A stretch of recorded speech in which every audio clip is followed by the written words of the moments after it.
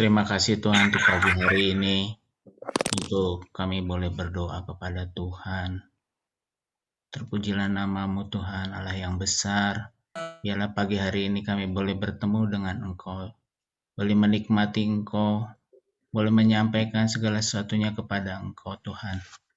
Pimpin kami ya Tuhan untuk beribadah, berdoa pagi hari ini. Dalam nama Tuhan Yesus kami berdoa. Haleluya. Amin. Silakan Pak Budi. Iya Bang, terima kasih. Shalom, selamat pagi Bapak Ibu, saudara yang dikasihi Tuhan. Waktu di WA Bang Ngura untuk firman, deg-degan Bapak Ibu saudaraku. Di sini para pemimpin, mohon izin para pemimpin untuk share firman Tuhan. 1 Petrus 1 ayat 3 sampai ayat yang ke-9 dari LAI diberikan satu judul pengharapan iman dan kasih. Ayat yang ketiga saya bacakan buat Bapak Ibu saudaraku semuanya. Terpujilah Allah dan Bapa Tuhan kita Yesus Kristus yang karena rahmat-Nya yang besar telah melahirkan kita kembali oleh kebangkitan Yesus Kristus dari antara orang mati kepada suatu hidup yang penuh pengharapan. Untuk menerima suatu bagian yang tidak dapat binasa, yang tidak dapat cemar, dan yang tidak dapat layu, yang tersimpan di surga bagi kamu. Yaitu kamu yang dipelihara dalam kekuatan Allah karena imanmu, sementara kamu menantikan keselamatan yang telah tersedia untuk dinyatakan pada zaman. Bergembiralah akan hal itu, sekalipun sekarang ini kamu seketika harus berduka cita oleh berbagai-bagai pencobaan. Maksud semuanya itu ialah untuk membuktikan kemurnian imanmu yang jauh lebih tinggi nilainya daripada emas yang fana yang diuji kemurniannya dengan api. Sehingga kamu memperoleh puji-pujian dan kemuliaan dan kehormatan pada hari Yesus Kristus menyatakan dirinya. Ayat yang ke-8, sekalipun kamu belum pernah melihat Dia, namun kamu mengasihinya, kamu percaya kepada Dia sekalipun kamu sekarang tidak melihatnya. Kamu bergembira karena sukacita yang mulia dan yang tidak terkatakan. Karena kamu telah mencapai tujuan imanmu, yaitu keselamatan jiwamu. Kalau saya boleh sampaikan satu slogan dalam satu perjalanan, atau satu liburan, atau mudik, atau apapun dalam satu perjalanan, ada satu slogan yang sering kita dengar, semoga selamat sampai di tujuan. Slogannya kan seperti itu. Nah, kenapa orang-orang yang bepergian itu memiliki satu harapan? Ya karena untuk lebih baik kita memiliki pengharapan daripada tidak ada harapan. Di dalam Kristus Yesus yang luar biasa, bahwa dalam perjalanan hidup kita, pengharapan di dalam Kristus ini ternyata luar biasa, yaitu ayat yang keempat, tidak dapat binasa, tidak dapat cemar, tidak dapat layu yang tersimpan di surga bagi kita semua. Proses perjalanan yang dalam hidup kita diawali dengan proses kelahiran kembali, lahir baru. Bagaimana kita menjadikan Yesus Kristus sebagai Tuhan dan Juru Selamat, dan memiliki kepercayaan yang penuh bahwa Yesus mati untuk mengampuni segala dosa pelanggaran kita. Memiliki kepercayaan bahwa keselamatan sudah diberikannya kepada kita. Jadi lahir baru adalah rahmat-Nya yang besar untuk kita mengalami kelahiran baru. Untuk kita menjadi percaya, untuk kita menjadikan Yesus sebagai Tuhan. Start perjalanan kita sudah dimulai pada waktu menerima Yesus sebagai Tuhan, waktu kita percaya bahwa Yesus adalah Tuhan dan Juru Selamat satu-satunya. Nah, setelah start yang pertama tadi, memiliki kelahiran baru, selanjutnya adalah proses perjalanannya.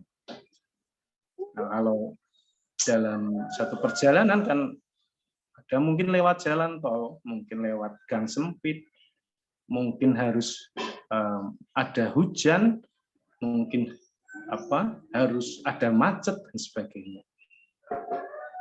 Nah, dalam perjalanan hidup kita ini untuk sampai kepada tujuan atau ketahanannya adalah diperlukan iman. Dan ternyata iman ini juga adalah anugerah Tuhan, yaitu bahwa iman kita dipelihara dalam kekuatan Allah. Jadi pertama menerima rahmat, kemudian menerima pemeliharaan dalam kekuatan Allah dalam proses perjalanannya supaya iman kita ini tetap sampai selesai, sampai tujuannya. Nah, iman ini diperlukan untuk kita menghadapi berbagai situasi yang terjadi tadi. Kemarin Pak Susilo sampaikan khotbah di Bubaan dan ada di YouTube juga. Nanti bisa dicek lagi, bisa dilihat lagi bahwa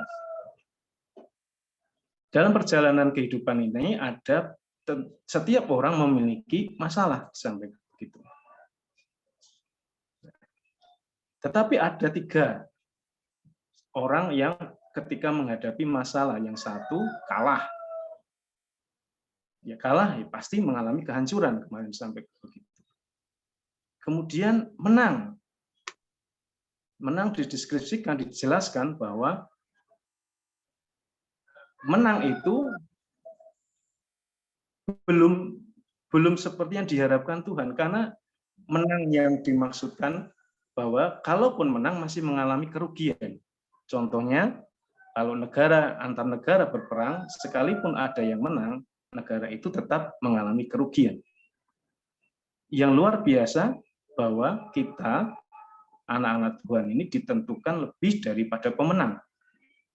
Jelaskan bahwa ketika menghadapi persoalan, anak Tuhan ini mengalami naik level, next level, karena memiliki keuntungan di sana ketika mendapat persoalan. Nah, dalam perjalanan iman kita ini ayat 6 disampaikan, bergembiralah akan hal itu, sekalipun sekarang ini kamu seketika harus berduka cita oleh berbagai-bagai pencobaan. Maksud semuanya itu ialah ayat yang ke-7, untuk membuktikan kemurnian imanmu, yang jauh lebih tinggi nilainya daripada emas yang fana, yang diuji kemurniannya dengan api. Sehingga kamu memperoleh puji-pujian dan kemuliaan dan kehormatan pada hari Yesus Kristus menyatakan dirinya. Dan waktu saya memikir-mikir tentang firman yang disampaikan Pak Sus, menghadapi persoalan, tetapi mendapat keuntungan atau kehidupan yang mengalami next level, saya dapatkan di ayat yang 6 dan ke-7 ini. Bahwa bergembira dan berduka cita itu ternyata seketika itu juga. Jadi ketika menghadapi persoalan, pertama yang menjadi berkat Tuhan adalah diberikan damai sejahtera, kemarin disampaikan.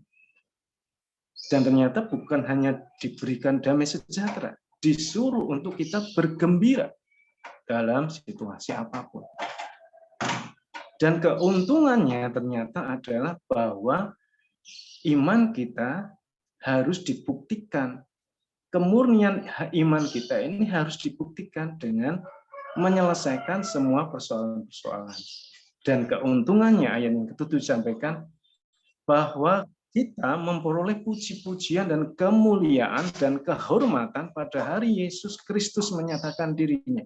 Ketika dalam persoalan, tetap di dalam Tuhan, tetap mengalami kegembiraan, tetap memiliki damai sejahtera.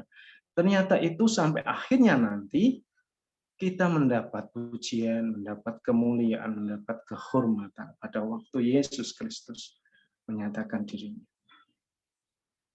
Puji Tuhan, luar biasa sekali.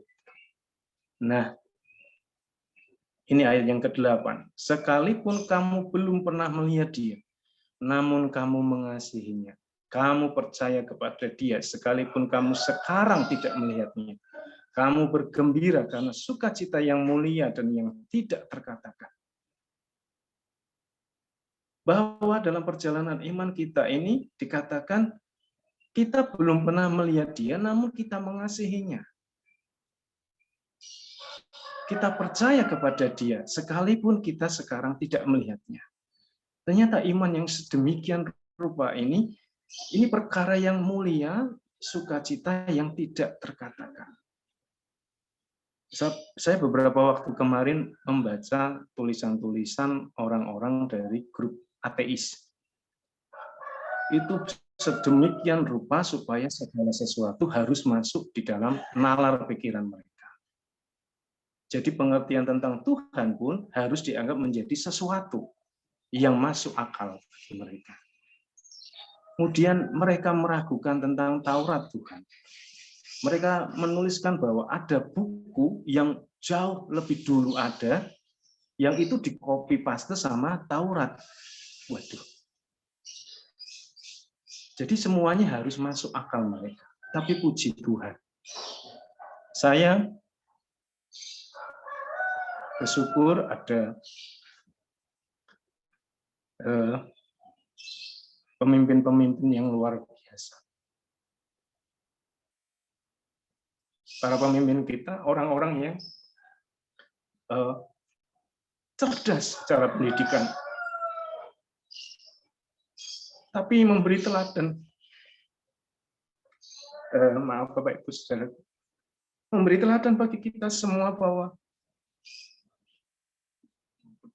iman mereka, iman para pemimpin kita membuktikan bahwa firman Tuhan itu satu-satunya kebenaran. Bahwa para pemimpin kita membuktikan bahwa studi para pemimpin, studi yang bukan ala kadarnya, tetapi memberi kita teladan bahwa betul iman mereka, iman para pemimpin kita menunjukkan bahwa Tuhan Yesus sebagai Tuhan satu-satunya. Tidak ada keraguan untuk semuanya harus masuk kepada akal pikiran.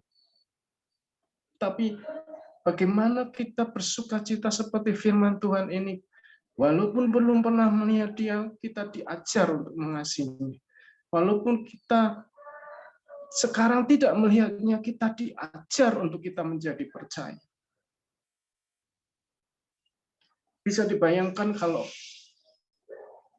orang-orang yang memiliki kepandaian yang luar biasa mempengaruhi orang lain menurut nalar mereka. Waduh, betapa kacau.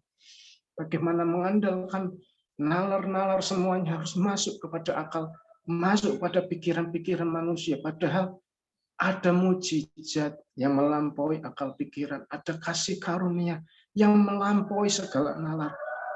Dan bersyukur bahwa proses perjalanan kita ini, kita diperlengkapi oleh pengajaran-pengajaran, oleh nasihat firman Tuhan, yang terus-menerus bahwa kita terus ada di dalam iman untuk mengasihi dia, untuk percaya kepada dia, Yesus Kristus Tuhan. Karena pencapaian tujuan iman kita adalah di ayat yang ke-9, bahwa mencapai tujuan imanmu yaitu keselamatan jiwa. Bapak Ibu, sering dikasihi Tuhan, kita sering diingatkan bahwa setelah kehidupan ini masih ada kehidupan di bumi ini. Firman Tuhan sampaikan 70-80 tahun. Tetapi setelah itu adalah kehidupan di dalam kekekalan atau penghakiman yang kekal juga. Dan bersyukur bahwa saat start tadi kita menerima anugerah yang sangat besar bahwa kita dipilih untuk diselamatkan, kita mengalami kelahiran baru, terus dalam proses perjalanan hidup yang mungkin tidak mudah, kita dijagai, kita dipelihara Tuhan untuk tetap memiliki iman kepercayaan yang kuat di dalam Tuhan.